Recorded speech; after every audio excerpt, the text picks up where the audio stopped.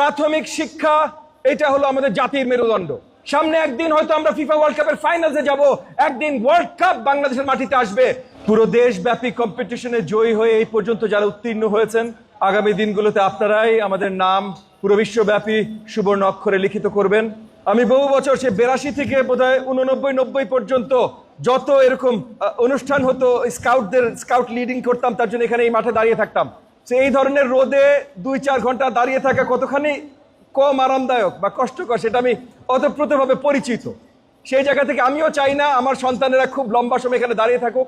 প্রাথমিক শিক্ষা এটা হলো আমাদের জাতির মেরুদণ্ড।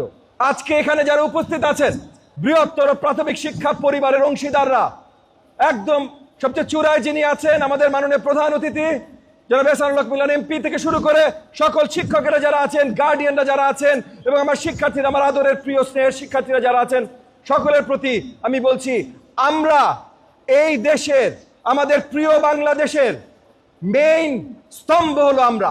প্রাথমিক শিক্ষা যতক্ষণ পর্যন্ত সবলভাবে দাঁড়িয়ে আছে, ততক্ষণ পর্যন্ত সবল বাংলাদেশ দাঁড়িয়ে থাকবে। আমাদের মাননীয় প্রধানমন্ত্রী পরিষ্কার আমাদের স্লোগান দিয়েছেন, সবার আগে বাংলাদেশ।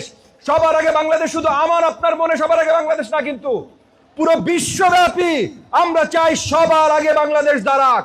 আর বিশ্বব্যাপী যদি সবার আগে বাংলাদেশ দাঁড়াইতে হয়, তাইলে এই যে প্রাথমিক শিক্ষা থেকে শুরু হইতে হবে। সেই জায়গা থেকে আমাদের প্রত্যেকটি শিক্ষার্থী, আপনাদের দিকে আমরা তাকিয়ে আছে।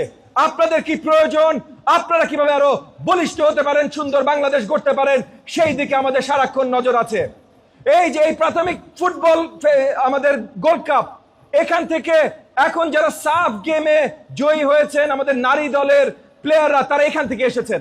আগামী দিনগুলোতে আমরা ওয়ার্ল্ড কাপে যাব ইনশাআল্লাহ।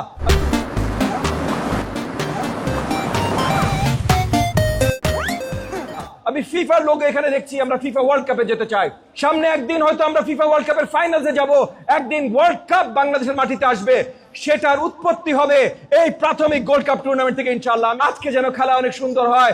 আগামীতে আমাদের ন্যাশনাল ফাইনাল জুনের 20 তারিখে অনুষ্ঠিত হবে। সেখানে প্রধান অতিথি হিসেবে আমাদের মাননীয় প্রধানমন্ত্রী জনাব তারেক রহমান থাকবেন।